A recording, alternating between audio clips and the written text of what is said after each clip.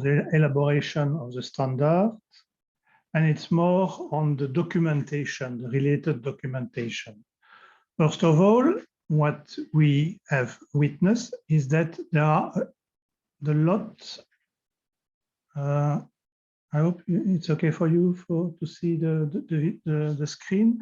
We have witnessed that there are a series of problems that which are reported by the European Commission. Those are listed on the slide here. There are problems related to normative reference. It is happening for all the sectors. There are undated normative reference, quite often causing non-compliant assessment, or outdated normative reference.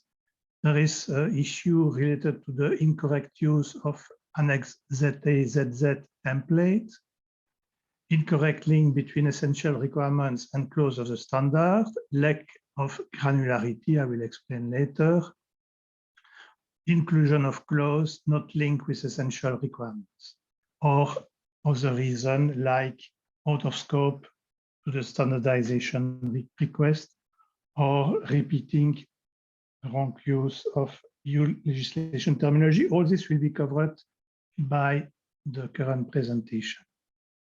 So, of course, you know that when you draft standard, you need to use the PNA rules, Internal Regulation Part 3 on edition of the standard. And this contains, amongst others, an Annex A, which summarizes all the elements to pay attention. It's a kind of checklist on what are the pulpit for the addressing properly application of the editing rules. I will not enter into all the details of all the elements, but mainly focus on elements related to harmonized standard. But first, and in connection with the presentation Catherine made before, you know that in order to have the standard harmonized and referred in the OJE, you need to have it listed in the standardization request. And if it is not listed, you will get problems. So one of the first elements which need to be taken into account is that you need, as TC Secretary, to fill in properly the new work item sheet, and particularly in our context, the clause 18, 19, and 20, because they are indeed related to the standardization request. I put on the next slide a kind of fictive example of a case where you are wishing with a work item to address both the machinery and the low voltage directive. In fact, in this case, I imagine that you have foreseen the machinery directive work item to support, to incorporate and support the directive, but in fact, you had not thought at that stage that your standard would also support low voltage directive, and it is not referred in the standardization request. So please, in this case, put clearly a note, and also, if possible, contact your program manager in CCMC in order to mention this, because really he or she will have to trigger a revision or some information to the desk officer in order to get this item also included into the standardization request. So you see below how to encode the directive properly, and if you have another directive, here I took the public procurement directive, this type of horizontal directive need to be mentioned under clause 20. So it is very important that your standard is included in the standardization request, because in absence of this, you will not be able to get an assessment by Ernst & Young, and also the published standard will not be referred in the official journal. No. Coming back to the standard, there are several elements to be taken into account, and the first one, obviously, which is tackling upon the evolution and the link of the standard with the legislation, is the European Foreword.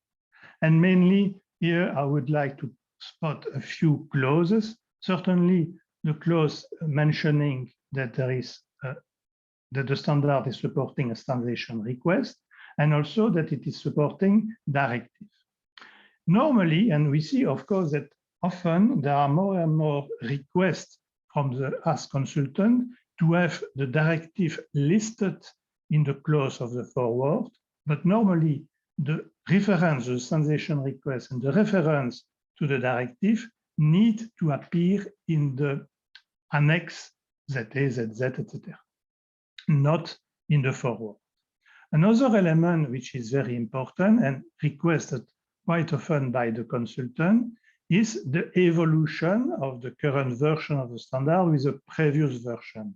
It is very important not to make a long description, but to be clear enough that it is visible for the desk officer of the European Commission and the consultant what are the main change from the new version with the previous version. The scope is also a key element of the standard, and it happens that sometimes the scope is not very concise and clear enough. And of course, the scope can encompass more than what it is supposed to support a specific directive, but it needs, however, to be clear and concise. The scope needs to be drafted in line, of course, with the Sense and Internal Regulation Part 3. It should not include requirements, permission, or recommendation. So the scope shall be consistent, of course, with what will be the content of the standard. Another important element, which is a cause of many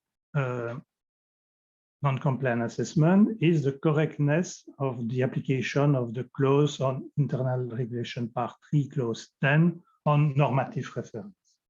There is, of course, the classical elements, which is listed here on this slide. You know that Clause 2, normative reference, is a mandatory clause of the standard. It should appear in all the standard.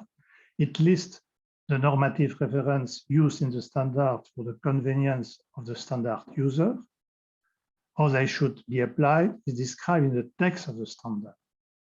The clause in itself is informative. Obviously, there are no requirements in the normative clause of the standard. So the information on all these reference apply is found in the place where they are cited in the document.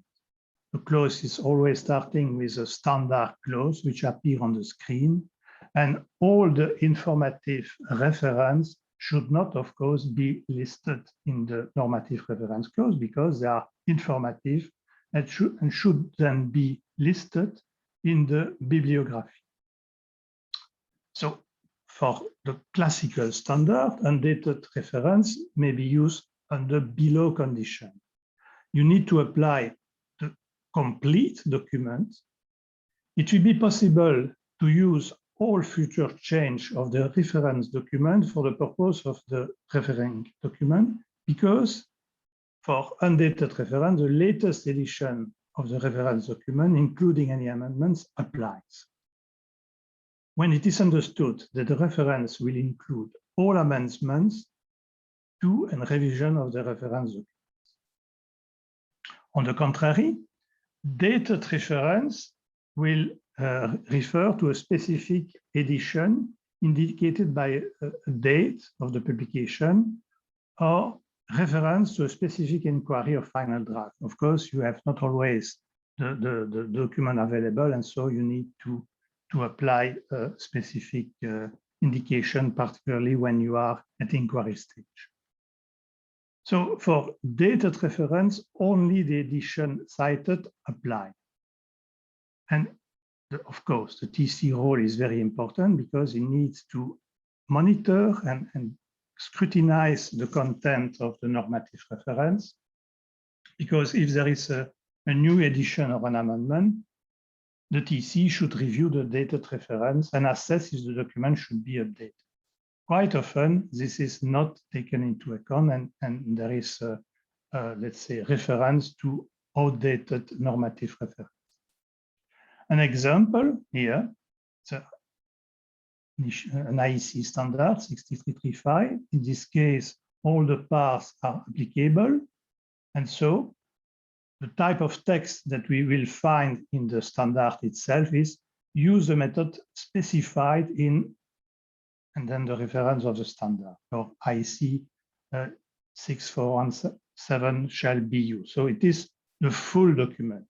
If you need to specify specific part of the document, then you need to date the document.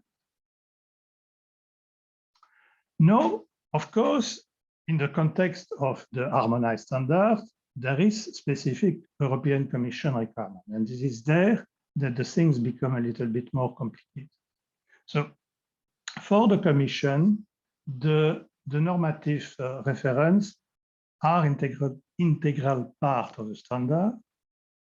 The standards are part of a legal system, as explained by Catherine earlier, and they give presumption of conformity. It means that they have legal effect given by the fact that the Commission is listing the standard in the official journal. So what are the EC requirements? They are very aligned with the internal rules part 3, which is already a good news. But since the legal effect of the harmonized standard is given by EC, EC requires stable normative reference. So it means they request dating of normative reference. The document must be publicly available, of course, and the TC should actively assess and validate all the reference when a document is revised. And also, they ask to avoid using too many references. For undated reference, there is a need to evaluate the impact of the evolution of the standard.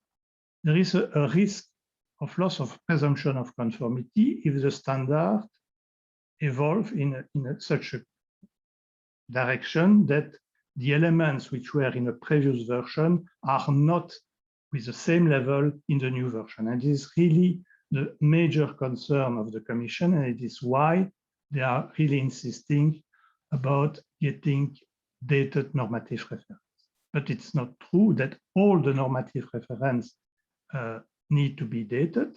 If a normative reference is not really impacting a clause linked to an essential requirement of the directive, there is possibility to not date the normative reference.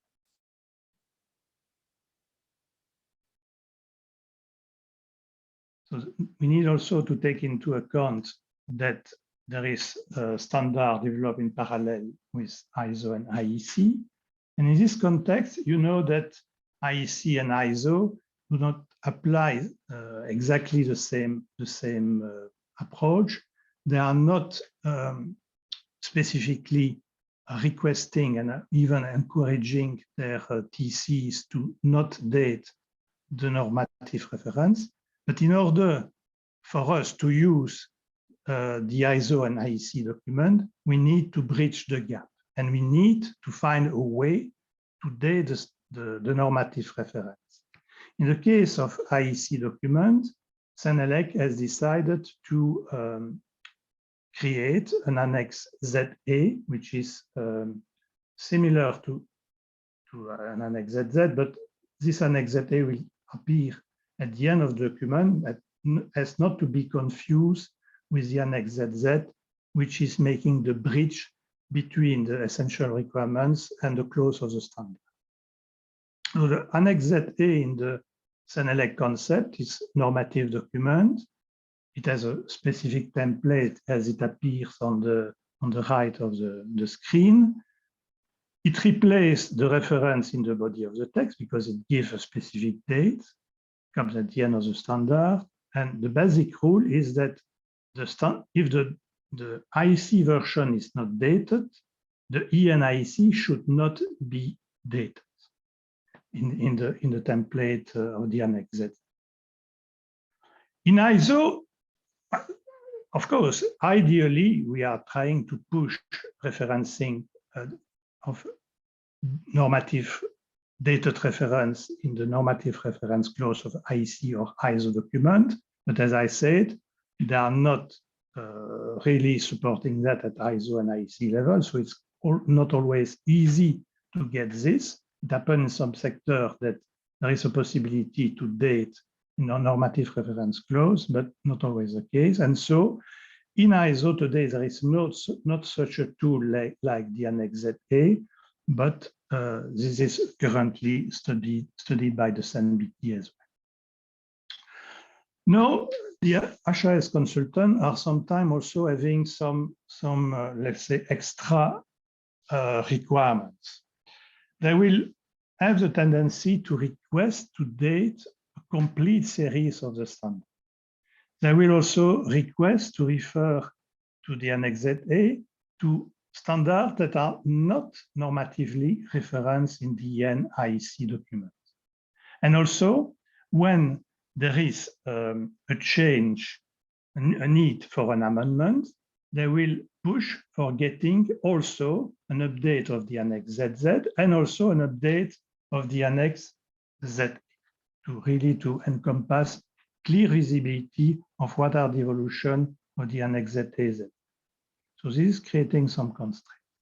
But otherwise, the common understanding that could summarize this difficult part of my presentation is that both dated and undated reference can be used in harmonized standard, as I said, if they are not linked to essential requirements. Whenever the TC consider the use of a non-dated normative reference, they need to check that their interpretation is in line with the consultant interpretation and European Commission interpretation. If there is some doubt, it is better to date. If deemed necessary, the TC would have to carry out a risk assessment justification of the use of the standards of undated normative reference. If you are not wishing to date the standard, you need always to inform the Commission and the consultant beforehand, and not wait that the consultant discover that the normative reference is not dated.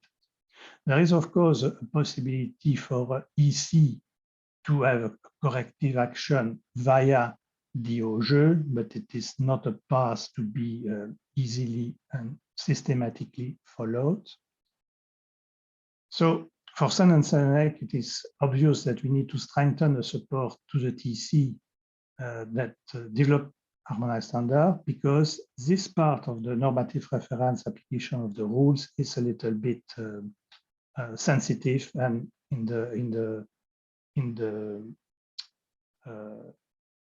under cross-check by the Commission.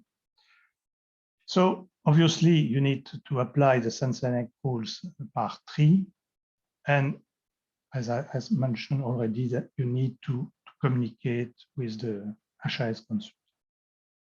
Now a few more, let's say, remarks which may impact and cause a non-compliant assessment. Please do not use or do not reinvent terminology which are already existing in legal text. Do not create terminology which is conflicting with terminology defined in the EU legislation. Also, you are not supposed to refer in the core text of the standard to elements of any legislation. You can make information via an informative note, but you can never copy or make mandatory or even repeat legal requirements in the part of the normative requirements. You know that for some sector like machinery, LVD, there is a need to develop a risk assessment annex. So, of course, you need to study the safety aspect, which will lead to the creation of a list of relevant standards. And this will, of course, help you to develop your Annex ZA or ZZ in the case of SENEC. In the field of conformity assessment, there is a principle which is neutrality principle. And obviously, certainly for the harmonized standard, and it is anyway the case for any standard, there are strict rules about the use of referring to making mandatory, for example, a type of laboratory, making mandatory an ISO IEC standard on conformity assessment or on the qualification of staff in laboratories, etc. Those clauses should not be part of harmonized standard and not even of any product standard. The standard shall not contain clause imposing first, second, or third party assessment conformity. No. The famous Annex ZAZZ. It's extremely difficult, of course, to give a general, let's say, recommendation on all the type of Annex ZAZZ, which cover all the type of sector. Clearly, here I will not speak about CPR, which is a very specific case, but usually you know that the frame, the template of the Annex ZA is always more or less like the one which I took here as an example, which is the example of the machinery directive. As I mentioned in one of my first slides, it's not in the foreword that you are supposed to indicate the reference to the mandate and to the directive. It is in the Annex ZZ. It can be ZA, ZB. If you have an Annex ZA for machinery and Annex ZB for LVD or ZZ for LVD. The level, the standard, the Annex Z is always structured in 3 columns. The first column needs always to be the essential requirements of the directive. The second column being the clause and sub-clause of the hENs, which are linked to the specific clause of the essential requirements. And there is also a column foreseen for remarks.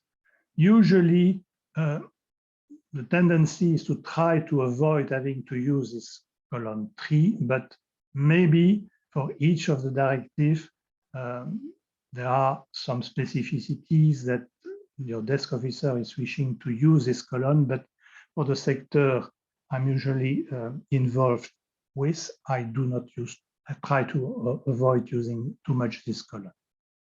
No, there is this principle of granularity. Of course, it's not possible to refer to a generic clause, like here you would refer to clause 5 or 5.1.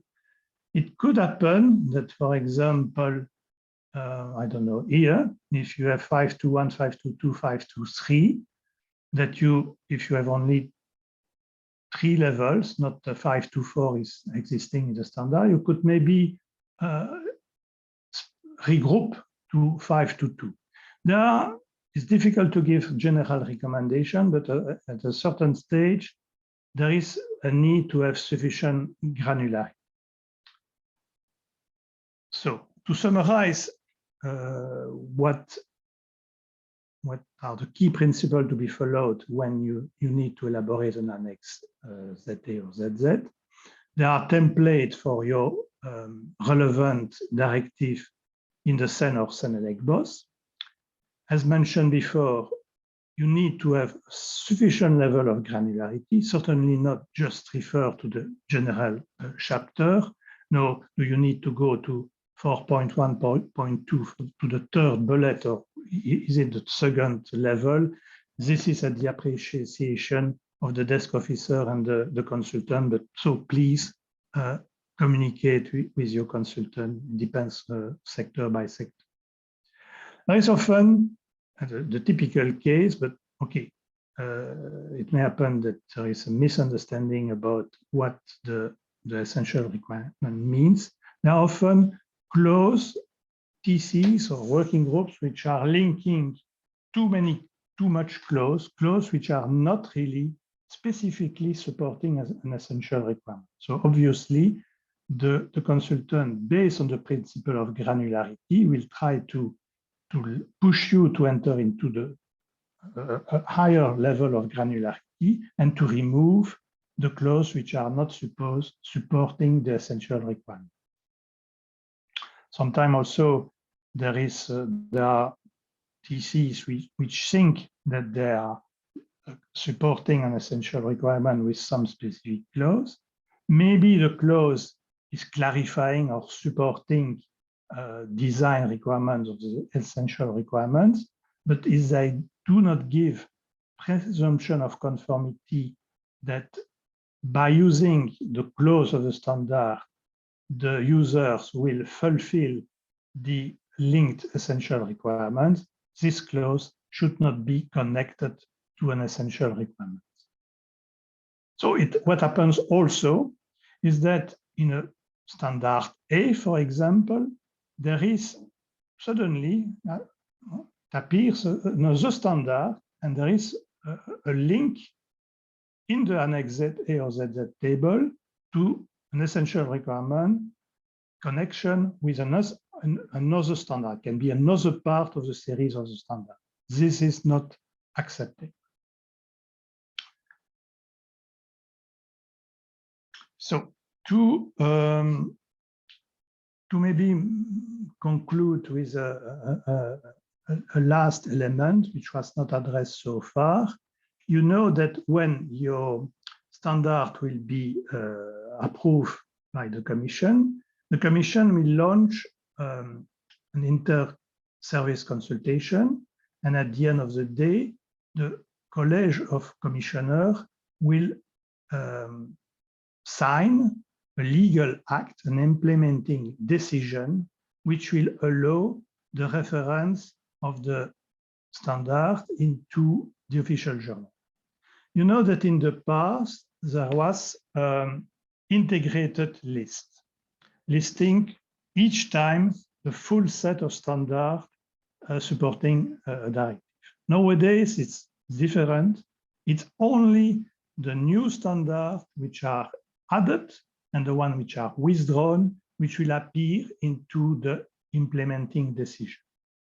So in order to help you, the Commission service is establishing summary lists, either in Excel or PDF, but those are not legal texts, and sometimes they are mistakes. So I will stop now, and I think there is a last document that need to be covered. It is the checklist, and I pass the floor to Nonu. Yes, I'm just going to share the screen now. Okay.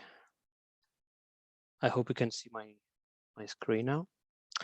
To continue the presentation and to conclude this session of the webinar, in the last months, we have seen an increased outcome of HAS assessment, lack of compliance results. And this is why the Sentinel BT Working Group 12 that deals with harmonized standards in support of the CPR, harmonized standards in support of EU legislation. I work in the construction sector, sorry, it was a mistake. Decided to give some support to the technical bodies to increase the HAS assessment compliant results. So following the recommendations of the BT Working Group 12, the technical board approved the mandatory use of a checklist to help the technical bodies in the drafting of harmonized standards in support of EU legislation. So all the elements that Thierry presented on the key elements to be included in harmonized standards are covered in this checklist for harmonized standards. So the checklist is really to help the technical committees to take a look at some horizontal aspects that should be considered when drafting harmonized standards. So on this slide, you have the three main principles for the application of the checklist that are covered in the BT decisions.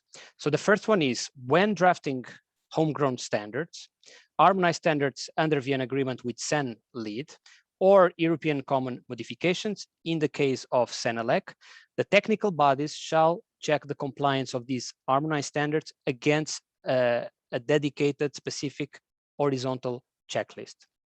So this is the principle number one. Principle number two is that the TC secretary in CEN and the technical body secretary or reporting secretariat in Senelec needs to ensure that the checklist is completed and submitted to CCMC together with the draft harmonized standards. And if there is a need to submit additional supporting documents like justifications, for example, they need to be submitted together with a checklist to CCMC and together with the harmonized standards. The third main principle on the use of the checklist is that during the inquiry and formal vote procedures, CCMC will reject, starting from 1st of October, the submission of a draft harmonized standard if the checklist was not submitted, or if it was submitted but it was not completed, or if it was submitted, it's completed, but the relevant supporting documents were not submitted by the technical committee secretary. So the goal of the checklist is really to be used as a reminder for the technical committees to remember what are the important elements to be taken into account when drafting harmonized standards. So the checklist covers, as I said, such aspects that need to be considered by the technical committee when drafting harmonized standards in view of their citation in the official journal. So this means that if there is a standard that is linked with a standardization request and linked with EU legislation like a directive or a regulation, that there is no intention for their citation in the official journal, then in this case, the checklist is not applicable. It doesn't have to be completed. The checklist is recommended until the end of September, and then it becomes mandatory. So this is now it's a sort of transition period for the technical bodies. So it's very important that the technical bodies already use the checklist to be prepared for when it will become mandatory. The horizontal checklist applies to all sectors except for the construction sector, because CPR is very specific. It does not follow the NLF approach. So that's why there is a need, the BTs decided there is a need to create a modified checklist based on the horizontal checklist for the drafting of harmonized standards in support of the construction products regulation. And this checklist is currently under preparation. Then the checklist must be submitted, must be filled before dispatching the draft standard for the different stages of the development of the standard. The first working draft stage, the inquiry, and the formal vote. Then, in case a technical committee received from the HAS consultant a lack of compliance HAS assessment at formal vote stage, the TC can decide, of course, to revise. The formal vote is not launched. The TC can decide to revise the standard to include the comments from the HAS consultant. And then when the TC will resubmit the revised standard to CCMC, again, the checklist needs to be submitted together with the revised harmonized standard for formal vote. Now, it is strongly recommended the use of the checklist for drafting of harmonized standards under Vienna Agreement and Frankfurt Agreement with ISO or IEC lead. And my colleague will give you further information in the next session, but it is very important to have exchanges and cooperation with the technical committees at international level, both at ISO and IEC, in order to ensure that certain elements of the checklist were included in the harmonized standard that is being developed at international level. The checklist has been circulated to the technical bodies together with some instructions. Here on the slide, you have a print screen of the checklist that was circulated to you. There are a number of questions grouped according to different categories. Here on the slide, you have, for example, general matters, European forward, scope, normative references, and so on. And for each of the questions, they need to be checked, and you have these in the right column.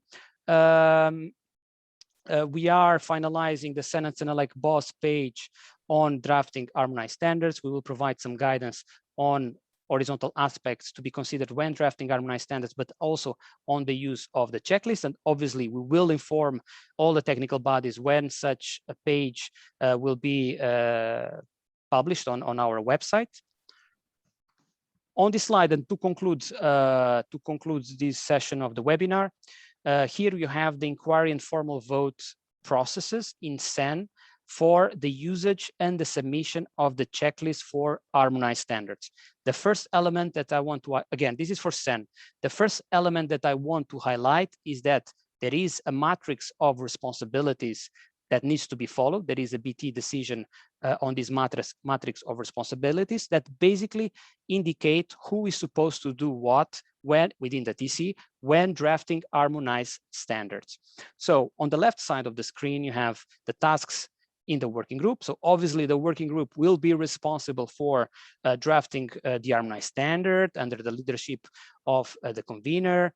Then the working group, when the work is finalized on the basis of consensus, the working group qualified support checks that the draft harmonized standard fulfills the requirements of the EU legislation and the standardization request in order to have it cited in the official journal. It is also the responsibility of the working group qualified support to ensure that the checklist is completed. And then the working group qualified support or the convener needs to submit a number of documents to the TC secretary. And these documents are listed here: the draft harmonized standard, the checklist completed, and in case of formal vote stage, the inquiry has assessment report with the last column completed observations of the secretariat to indicate how the consultant comments have been addressed. Again, this is only applicable for formal vote. Potentially, it is also possible to submit a first working draft Haas assessment report with the last column filled, but this is not mandatory. Is very important for the inquiry Haas assessment report. Then the TC secretary needs to check or ensure that the checklist is completed. If the checklist is not completed, the TC secretary needs to ask the working group to complete the checklist and make the relevant changes if needed in the draft harmonized standard. And then the TC secretary, if everything is okay, if the checklist is completed and the supporting documents are there, the TC secretary needs to submit a draft harmonized standard together with a checklist to CCMC, either for inquiry procedures or formal vote procedure. And here below on the right side, of course, if everything was submitted correctly, the harmonized standard and the checklist, the inquiry or formal vote procedure could potentially start. If the checklist is not submitted together with the draft harmonized standard, CCMC will reject the harmonized standard, and then the TC secretary will have to go back to the working group in order to have the checklist completed. In the next slide, which is the last slide from this session, is the inquiry and formal vote process, but in the case of Senelec for the submission and the usage of the checklist. The difference between Sen and Senelec in this case is that in Senelec there is no matrix of responsibilities that decides, it's a BT decision that decided who is responsible for doing what within the technical body, but such matrix of responsibilities is currently under discussion. So this means that the task within the working group in the case of Senelec is not decided. It needs to be decided together with the TC secretary with the support of the working group. And basically it is the same approach. The working group drafts the harmonized standard.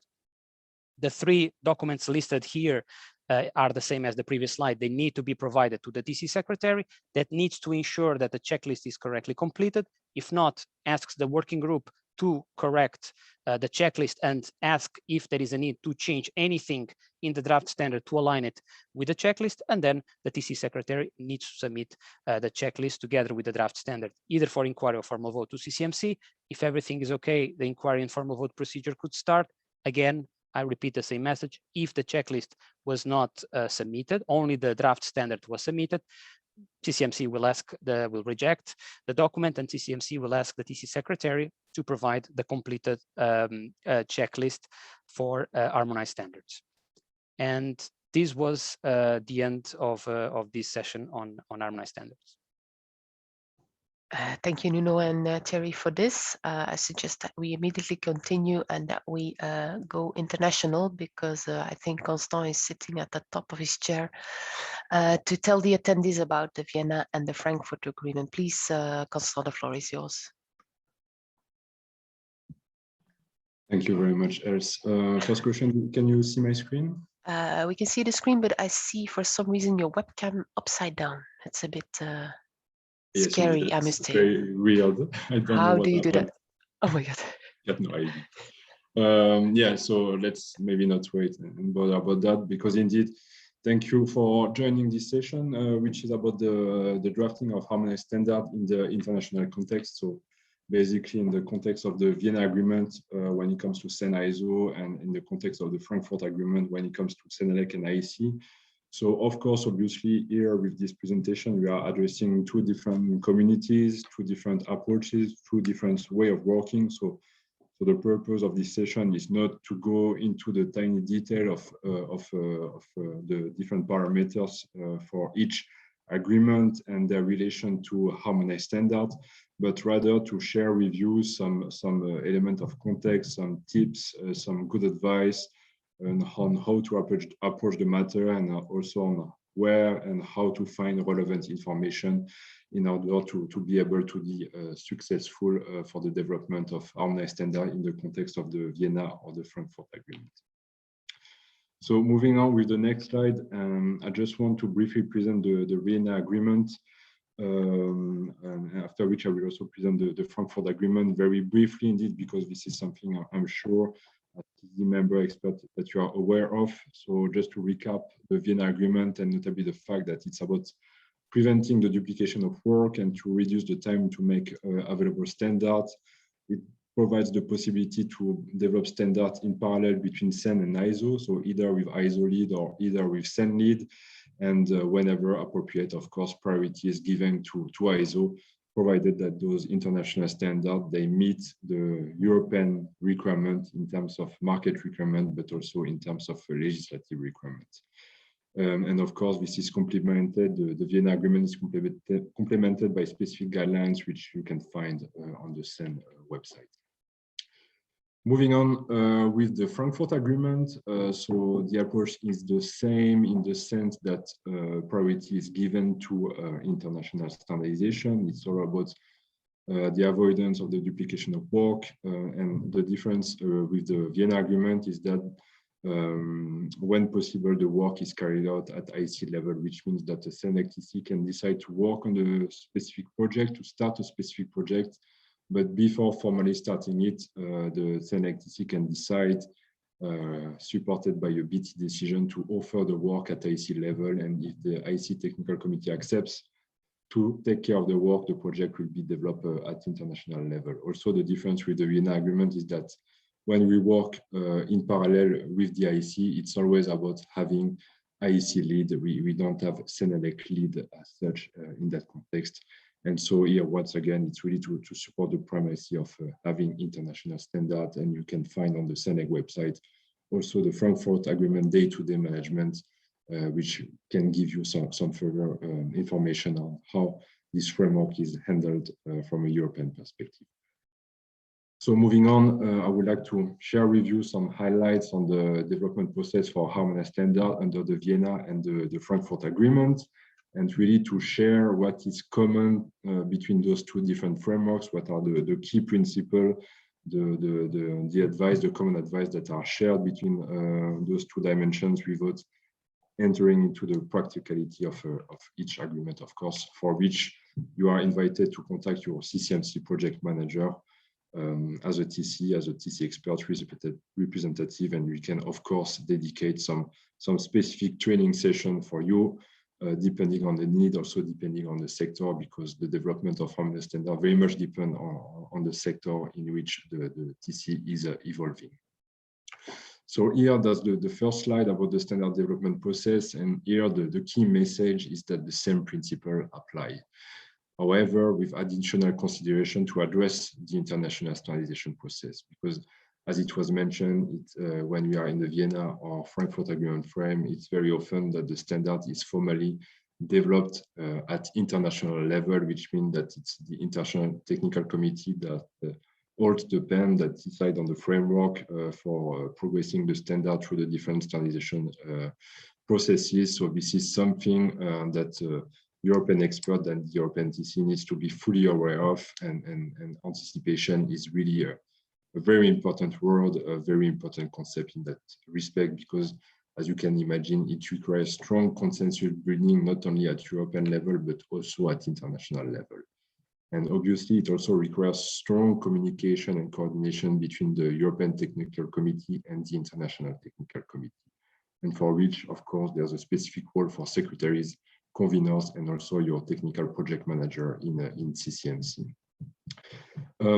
Which means that going through the Vienna or Frankfurt Agreement, and if this standard is successful from an harmonization perspective, And if this standard is cited, it will mean that the same standard will apply worldwide, and that presumption of conformity will be provided with the European standard to the specific European directive or regulation, so which can be a very strong tool for the different standard user in that respect. Then this slide was already provided, but here it's important to also provide a recap on the standard development process when we are operating in parallel with ISO and IEC. So you can see that the timeline is very much the same, and that we are in CEN/CELEC very much aligned with the ISO and IEC when it comes to specific standardization steps.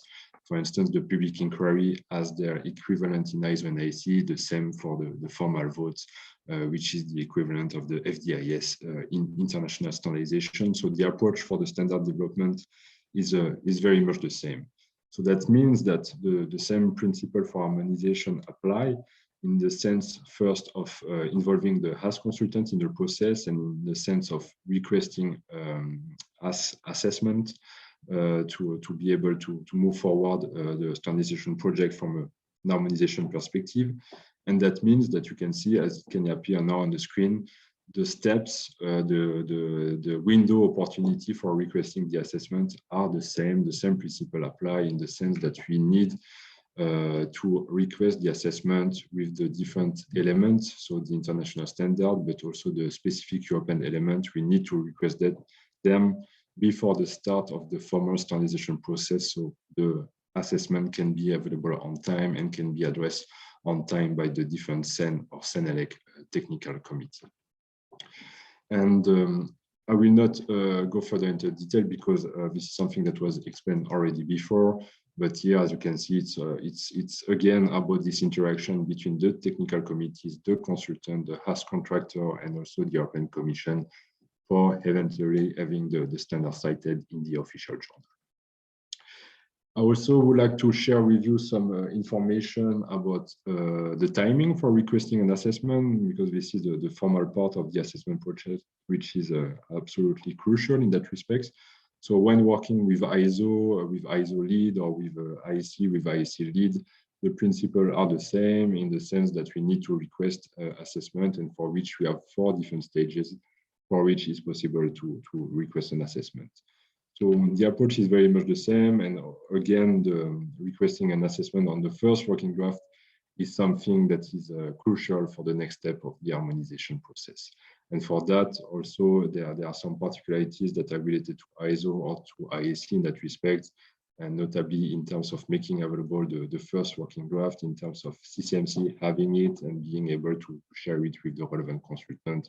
And of course, for those practicalities, it's all about addressing the matter with your technical project manager in CCMC. So the message is basically the same, but however, what is important to consider is that where we are in the framework where the lead is with ISO and IEC, it's obviously meaning that the international committee drafts, develops, and progresses the standard at international level. So you have the international standard. To reach the European Technical Committee, we'll have to ensure that the necessary European elements are attached to it. And here I use the word attached because the approach within ISO and IEC is not the same in that respect, in the sense that, for instance, with a parallel E and IEC, the European elements are provided separately by the European Technical Committee for CCMC, while the European elements in the frame of an ISO project are provided together with the draft standard as such. But here, really, the advice is to really understand, to take stock of the planning at international level, so that in Europe, we can provide the different elements in due time for the parallel European standardization processes, but also for the assessment request, and also the way you will be interacting with the consultant, because this is also something that still applies. The communication is absolutely crucial in that respect. And in that context, it's also very important to ensure a very dynamic interaction between the European Technical Committee and the International Technical Committee, because when we deal with standards being developed with ISO and IEC lead, of course, those standards and the different elements there are subject to international consensus. So it's not only about the European National Committee or NSB driving this work. Then I would like to spend a bit of time on some additional consideration that apply in the case of international standard developed in parallel with CEN and CELEC, in the case of ISO lead or in the case of IEC lead. So as a continuation of the presentation that was delivered by Nuno, indeed the checklist is not a mandatory element and does not have to be provided by the European TC, but of course its use is recommended, strongly recommended. And this is something that is not mandatory because you may understand that it's the international organization that has the lead on the development of the standard, on its timing for its submission to the standardization procedure. So that's why it does not apply. And obviously this is the checklist, something that to be kept in mind by the European Technical Committee, because rather than seeing this as an additional administrative burden, it's really a tool that shall help you in making sure that the right elements are provided to CCMC and that the right element will be assessed by the European, by the HAS consultant in this context. What does not change, however, is the fact that the assessment requests still need to be provided before the start of the parallel inquiry or the parallel formal vote. However, we need to consider particular dimensions which are applicable either for ISO or either for IEC. For instance, in the case of parallel ENIC, we will try our best to request the assessment before the FDIS starts, for instance, but this means first that the FDIS text needs to be provided to CCMC as soon as possible, as soon as being edited, for instance, by the IEC, so that we can request this assessment in time. But this is also something that means in the specific context of the Frankfurt Agreement that the European Technical Committee cannot decide to suspend the launch of the inquiry or the formal vote to address the consultant comment, because it will be the full responsibility of the IEC Technical Committee to decide by when those formal standardization steps will be triggered. So it's very important to be agile in that respect, to ensure a strong communication with the European Technical Committee so that the European compliance comment can be provided in due time to the International Committee. This is a perspective that is slightly different in the frame of ISO, because in ISO, the Technical Committee in ISO will not start the vote first until the result of the assessment are known, and then depending on the outcome, ISO may decide to start the vote or not. So in the frame of the Vienna Agreement with ISO lead, we may find some kind of flexibility to update the standard after the assessment has been received and before the start, for instance, of the formal vote. Another point that I would like to share, to address with you, is about the possibility to resolve a non-compliant assessment at formal votes. And here, again, we will be working in the frame of the Vienna and Frankfurt Agreement, which means that we are working under parallel processes. This means that, indeed, if there's an issue with a standard, the European TC will not be able, for instance, to trigger a second formal vote, because in this case, we will not be aligned with ISO or with IEC anymore. So it's very important that we remain aligned with them so that we can work on a common standard that will be applied worldwide and which hopefully will be able to provide a presumption of conformity. But having said that, we have on one hand the draft, the standard as such, the text of the standard, and on the other hand, we also have some specific European annexes. So it's always possible that the European Technical Committee continues to work on these European annexes to reach compliance. But for instance, in case we receive a lack of compliance assessment at formal votes, be it in ISO and IEC, this is something that will be obviously difficult to overcome, but it's not impossible. There are always room for maneuver that can be found, and for such cases, the best advice is to deal with them on very much on a case-by-case basis, involving your technical project manager in CCMC to see which best tactic will be applicable in a very specific case.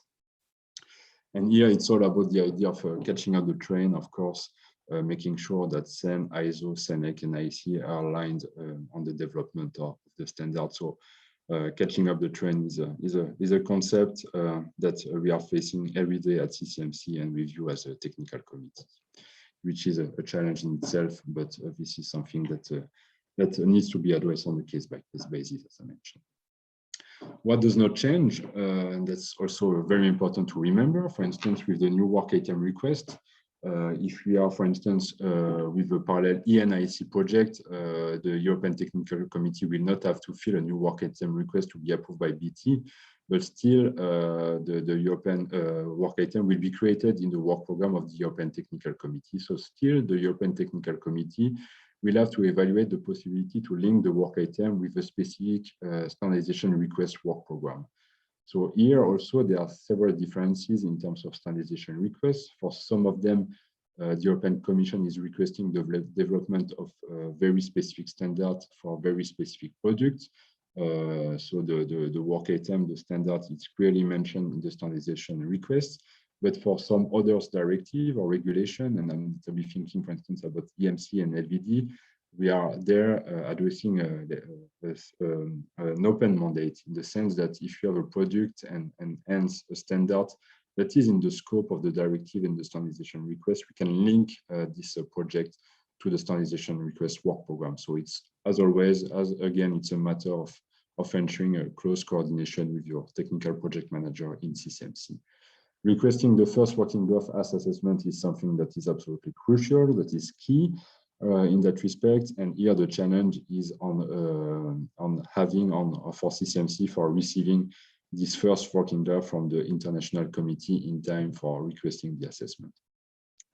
The opportunity to exchange with the HAS consultant as much as possible is something that does not change either. It's something that is absolutely important to ensure the harmonization of the project, because of course you may understand that the HAS consultant is not a specific expert in the product for which a standard is being developed, because you are the expert in the technical committee. So it's very important to ensure this coordination, this communication with the HAS consultant, and especially before the assessments are finalized, so that the consultant can be aware of the different particularities of the product or of the standard. The preparation of the document for the meeting is also a necessity, and notably with the possibility for the TC to provide their observation, their feedback to the HAS assessment report at each stage, so that we can reuse this completed document for the next assessment stage, and so that for instance, the HAS consultant will not have to reinvent the wheel or to provide comments that were already submitted and served by the TC. So it's all about tracking the information that are provided to make sure that everybody has the same level of information and of understanding. And as always, what does not change is that a compliant assessment should trigger the citation of the standard in the official journal as well. So the objective is about getting a compliant assessment, using the different assessment stage to address this possibility. And of course, it's always possible to receive a non-compliant assessment at the latest stage of the standardization process, but still that can be resolved by implementing the change, the comment of the consultant. So here again, it's all about ensuring this communication with the technical program manager in CCMC, so that the very precise information can be provided to the European Commission when offering the standard for citation. And this, I believe, is my last slide, concluding my part about the international context. So, of course, you may understand that standards in ISO or in IEC have been developed for already several years, that they are updated or amended on a very regular basis, and which have been proven to be very useful for the different standard users around the world. And of course, considering the possibility to get this very effective standard cited in the official journal. So here, I just would like to share the following message, according to which, if an international standard being developed in parallel with CEN or CENELEC is not compliant, it does not mean that the standard is not good, but it is not good for the market. It means that this standard has not met some specific compliance requirements in accordance with the requirement of the European Union and the European Commission. So it's really important to often make this distinction. It's not because the standard is not cited that, for instance, that the standard is defective or is not has not reached an appropriate level of quality. So here it's about recapping the different principles that apply to the content of the standard to reach a compliant assessment. It's all about having a concise and clear scope. It's all about having objectively verifiable requirement and test method. And for that, you can very much rely on the internal regulation part 3 in SENS-ENEC. And for instance, with the need to avoid that the same clause addresses a different directive or different requirements, as it could be the case for CMC, EMC, or radio features. There's also the requirement to have normative references dated, and of course, considering the different particularities that were just presented previously. And so in parallel ENIC, we have the possibility to enjoy the use of the Annex ZA to date the normative references. In the case of the development of ENISO standards, we don't have an equivalent of an Annex ZA, so it might be a greater challenge in that respect. The neutrality principle still applies as well in the sense that the standard shall not contain clauses imposing requirement or obligation on or between certain economic operators. This is something that has triggered a lot of problem in some sectors, but which can hopefully be overcome with the amendment or update or revision of the standard. Without forgetting the difference in SEN and SENEC between the Annex ZA and the Annex ZZ. This is something that was addressed previously. And without forgetting the need to comply with specific sector rules. And for that, I would like to invite you to check the SENS-ENEC website, where you can find some dedicated webinars and training. And this is especially something that we have been doing this year in CCMC on delivering specific trainings, sector-specific trainings for you as technical committee experts, so that you can be very much aware on the specific rules that apply in a specific sector, because all those rules at the end are very much sector-driven. So indeed, it's all about complying with these different elements to see your standard cited in the official journal in the international context.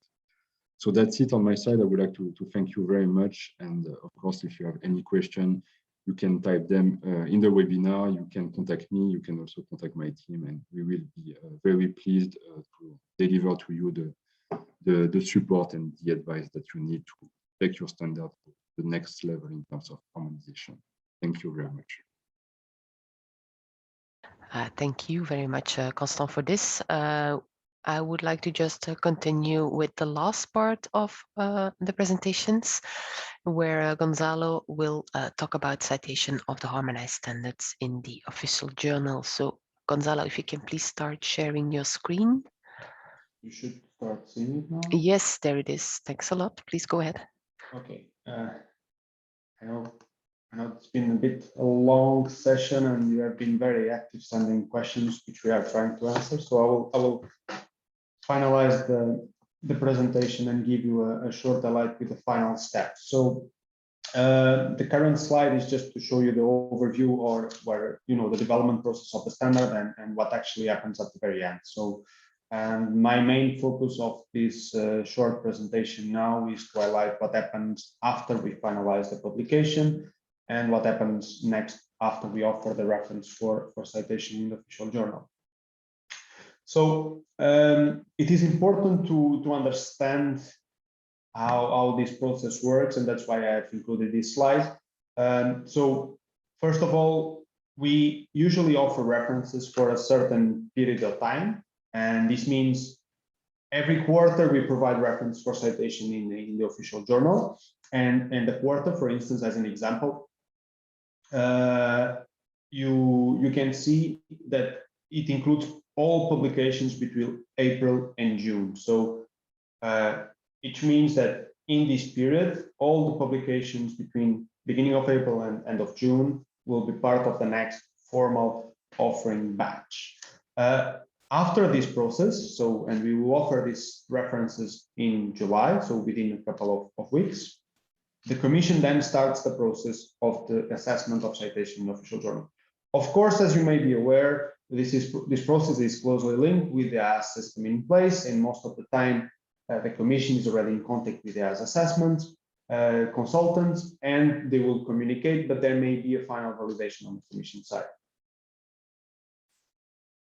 Then, well, what actually happens during this process? So before the end of the quarter, so Q2 2021 is finalizing now. At CCMC, what we do is we identify all the new references, all the standards that have been published within this period of time. Of course, we do an assessment on our side, and we ensure that all the references that are supposed to be offered have an IaaS assessment which is compliant, or in a case where there was a lack of compliance assessment at the final stage, at the formal vote or at the publication, all the necessary elements for the finalization have been taken into consideration. So, noting this, we created the different lists. So, as you may understand, we offer standards under a series of pieces of legislation, and we basically need to offer the standards under a specific piece of legislation. It can also be that the standard may be linked to different pieces of legislation, but we provide these files independently. During this period, so during this quarter, we also provide the pre-notification of reference to the European Commission. Of course, as you can expect, and maybe some of you are already involved closely in the development of standards, and you know that sometimes there is a delay and the document will not be published in June, but will rather be published in July. Sometimes it's a little bit unfortunate, but then this document can only be offered at the next reporting period. As you can see in the screen, so basically we have these 4 periods during the year where we are offered standards for citation, and this is something that has been working like this for a couple of years. When we move on then to this next step, which is when we actually offer the references for citation in the official journal. So we have the lists that have been validated. Of course, if there were any shortcomings, we are in contact with the technical bodies. At this step, there is a formal step, which is a formal offering of the reference for citation, and this is done, and we provide the references for citation in the official journal. Only after this step here, we have formally offered the references for citation, even if the documents have been already available on the SEN or SENELEC side. Then, of course, we move on to the next step, which is the European Commission assessment. This European Commission assessment functions in different ways, depending on the different sectors, but essentially, the desk officer responsible for a certain piece of legislation is responsible to confirm whether the standard can be cited and launch the procedure internally in the European Commission for citing the reference in the official journal. And I'll come back to this step a little bit later. The Commission has informed us recently that at the moment they have foreseen an internal process that should have an assessment within 10 weeks, and all the desk officers are supposed to provide this feedback within 10 weeks from our formal offering. So as you can imagine, we are already talking about 2.5 months, more or less, for this process. The outcome of this assessment, of course, can be the acceptance of the standard and then leading to the citation in the official journal, or it can also be, and some of you may have experienced this situation, a rejection and a reply sent to SEN and SENELEC. And so, this is mainly the main point where the Commission takes a decision. When the Commission decides what to do, there is a next step. So since beginning of last year, the Commission started citing references in the L series. Some of you may be aware that in the past there were citations in the C series, and you will have the information available. So in the presentation, you have the link where you can find the consolidated links to all the pieces of legislation. When the Commission decides and cites in the official journal in the L series, SEN and SENELEC are usually informed if this was not the case before. I have included a few examples. So, for instance, for the low voltage directive, at the moment, the Commission is not citing consolidated lists. So basically, they provide every time a new citation list, which includes only the new references and the references to be withdrawn. Of course, what is also happening in this case is that the Commission, and I think Thierry referred a little bit to this, is that the Commission may have consolidated files with all the information related to a specific piece of legislation. Another example, it's the Toy Safety Directive, and as you can see here, it's a more consolidated list. So all the references, it's a small sector, so all the references relevant for a sector are available because this is a little bit more manageable from the procedural point of view. Of course, we also have some shortcomings, and I think the whole sense of this training today was also to show you that in some cases when the standard cannot be cited, some of the reasons have been identified. At the moment, as I informed, whenever the Commission makes the assessment, they can reject the standards and inform us about the reasons for the non-citation. Of course, sometimes may not be 100% clear what the reasons are, but this is of course where we need to engage with the Commission to understand what are the main challenges with the standard. But often we have all these reasons, and this is provided to the technical bodies, which are of course supposed to deal with that. So this letter is provided to the technical bodies after, of course, the CMC has received it, and then a series of follow-up actions are necessary. You know, it could be that for some reason the assessment was not correctly done by the European Commission. In some cases, you know, there's been identified the issue with normative reference and the fact of not being dated or not, and so all these elements are considered and are provided for the technical bodies. And then it's at that moment that all the background of this training is important, because you need to start, you know, amending the standard or revising or taking any ad hoc decision. So this is it from my side in terms of the process from the, you know, finalization of the deliverables and the offering for citation. Maybe just to conclude, so this includes, of course, all type of deliverables, you know, European standards prepared under the Vienna and Frankfurt Agreement. And as I said, that, you know, after the moment that they are published, we have this quarterly based offering. So it's important for you to be aware that, of course, there may be this final step of the finalization that may delay for a little bit.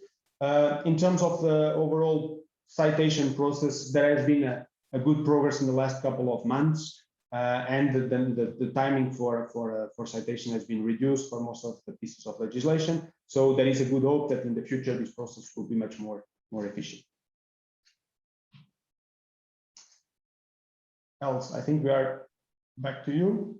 Yes, I think so. Thank you, Gonzalo. There is a few more minutes for the Q&A, so I maybe would like to invite all the speakers, maybe starting with Nuno, to have a look at them and to maybe pick out some questions that you would like to take care of orally right now. Okay. Yeah, so I selected one that I see that is from Didier Van Dael, that it seems related to CPR. Basically, the standard that was presented here, so EN 14041, was offered to the Commission and it was blocked for citation. It was rejected for citation. So this means that now the technical committee, if they want to harmonize the standard again, needs to revise the standard to take into account the EC criteria that have been submitted to us in January, that was communicated to the technical committees, and then based on the input received from the HAS consultants, then you should normally follow the advice of the consultants in order to try to achieve a HAS assessment compliant. Then there was another question more or less related with the presentation that I gave. It's okay, I will mark here. It's from Katarina Wittstrom. The question is that it would be beneficial to be able to update the draft after assessment but before the ballot. Currently, this is not possible at inquiry and formal vote stages. Right, so this is the question. So it is correct for inquiry. So if we receive an inquiry lack of compliance as assessment, the inquiry is not stopped, so the process is not delayed and the inquiry will be launched, but that's not the case for formal vote. So in case we receive a lack of compliance at formal vote stage, we do not launch the formal vote to give the opportunity to the technical committee to revise the draft to consider the comments from the Haas consultant. Okay, maybe I can then pass the word to some other colleague because I need to read further questions. I can pick one that is here. Give me just a second so that I get back to it. There was a question from Lars Rydal concerning whether there is a need to follow the same process when we are just changing normative references. When there's an update of the normative references, yes. So basically changing the normative references at the moment is changing the technical content of the standard, and at the moment this is still the process. You know, you need to go through in the worst case to an amendment to change the normative references of the document.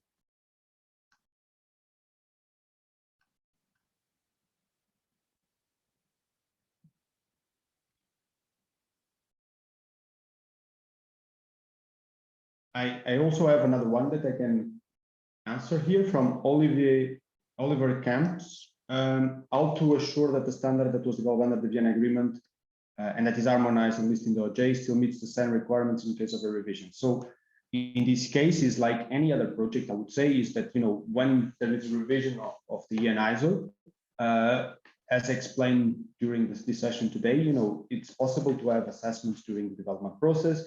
In the worst case, at the inquiry and the formal vote, there will be the assessment for this project, and then ISO and SEN can take the input from the Haas consultant into account in the development process. Of course, this implies that this standard still is supposed to be linked to a piece of legislation, and it's still in the framework of the standardization request, as it has been highlighted by the explanation during the webinar.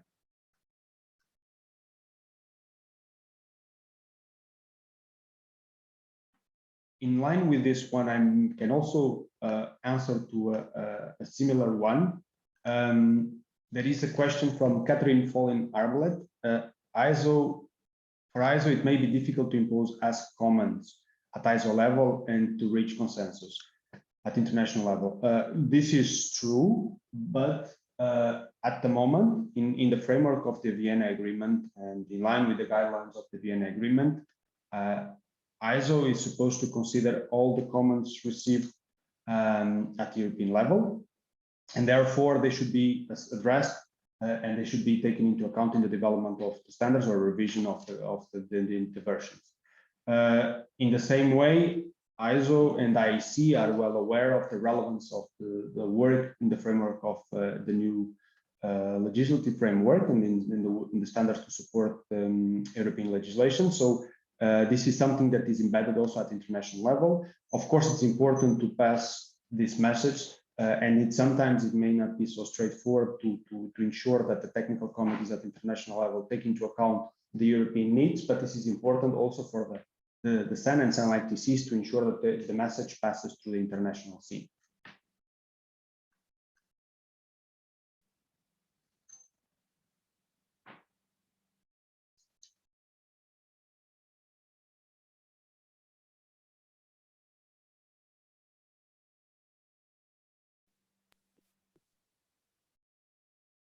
Maybe I can reply one question from Inga Troster. The question is, if CCMC identifies missing elements, will the responsible TC be informed, or will the document simply not be forwarded for citation?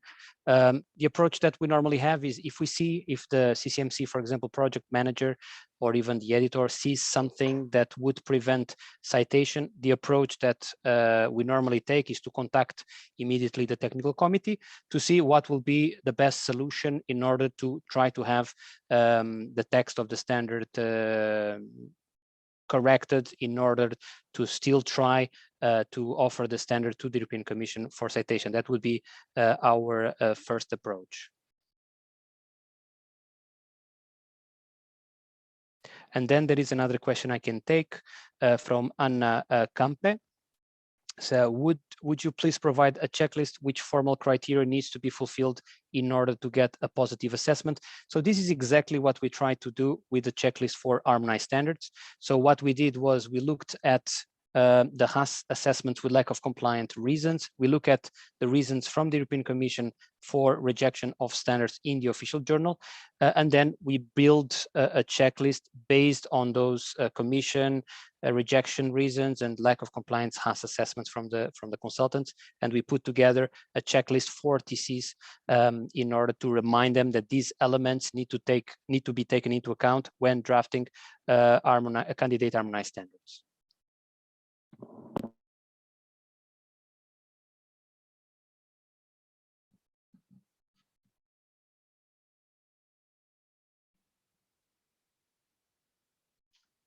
I can also bring another one question here. There is a question from Eike Friedrichs about what is the benefit of the introduction of the checklist.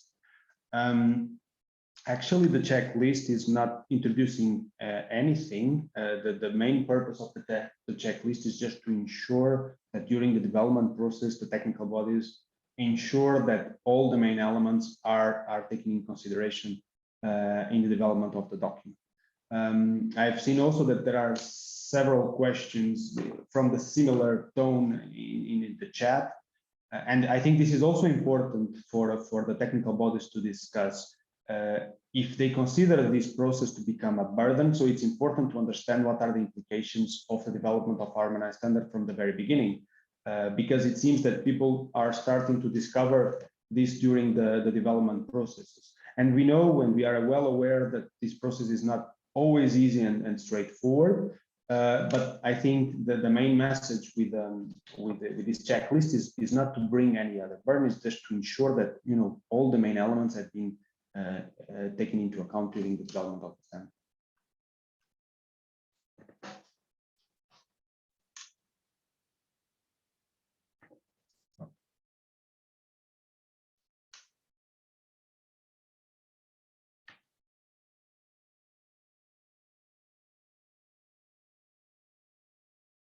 There is also a very interesting question, and I think in one of the most common topics in the questions this afternoon, which is related to the introduction of the text in clause 2 by Gilles Duc. And the question is, the introduction text to clause 2 allowing undated references is not changed according to different sectors. This can be confusing. The same IR3 rules cannot apply to all sectors. So actually, I would tend to disagree with this statement. So the internal relations part 3 are the same for everyone. What we can have today is different interpretations and different implementations. So the rules at the moment concerning the normative references in internal relations are relatively clear, as Thierry highlighted. If a reference is dated in the body of the standards, should be dated or shall be dated in clause 2. Of course, the main challenge comes from that, because there are a lot of discussions around whether it should be dated or not. Different sectors are also different approaches, including in the European Commission interpretation. So at the moment, and this is also what the CCMC in terms of the editing team is trying to achieve and to do, is we are implementing internal relations part 3, which means if it's dated in the body of the standard, will end up being dated in the clause 2. What we are also doing as much as we can is highlight to the different technical bodies if we see undated references in the body of the standard, that we just validate with the technical committees to ensure that they are aware of the risks that come with this approach. I can reply to 2 questions. One from Laura Ilon, where is the checklist available? So the checklist was circulated to the TC chairs and secretaries. So this means that together with some instructions on how to use the checklist, we are also preparing a page on Sen and Senelec boss to give some guidance on how to use the checklist, and also to give guidance on these horizontal aspects to be considered by the technical bodies. And then, of course, once we have this boss page available, all the technical bodies will be informed accordingly. Then there is a question from Lance Rutiman on more related with the CPR. I can give a short answer to that. So yes, so the BTs have asked the BT Working Group 9 that deals with strategy for the construction sector to prepare a modified checklist for the construction sector. And this checklist is based, in fact, on some EC criteria that we have received from the EC desk officers for construction. And when the document is ready from our side, we can as well submit it to the European Commission in order to receive their feedback.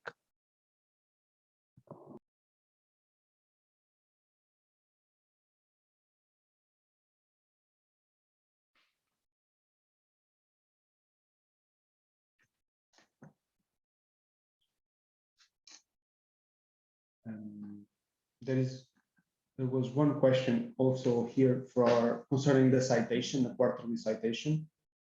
From Inga Trooster, so basically the Commission will cite depending on the volume of documents that are available. For instance, in certain sectors there are very few references, so they may take a little bit longer period. So this is relatively heavy period, so and they will not necessarily do it more than twice a year for small sectors. However, like for sectors like LBD and machinery, the number of normative references is relatively high, so they would tend to do it at least twice a year. And this is something that has been happening in the last 2 years, I would say. So this will really depend on the process at the Commission side, and this is usually a sector decision with what frequency to do the citation in the official journal.